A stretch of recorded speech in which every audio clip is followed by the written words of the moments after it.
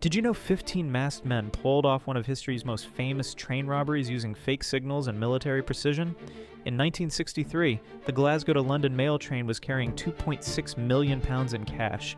That's 50 million pounds today. The gang had inside information. They knew exactly which train to target.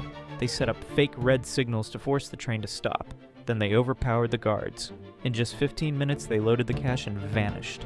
At their remote hideout, they celebrated by playing Monopoly with the stolen banknotes, real money as game money. But they made one fatal mistake. They left fingerprints everywhere, on the Monopoly board and on milk bottles, on everything they touched. Within months, police tracked down most of the gang. 30-year sentences for everyone, except Ronnie Biggs. He escaped from prison and fled to Brazil. For 36 years, he lived as a celebrity fugitive. Newspapers followed his every move.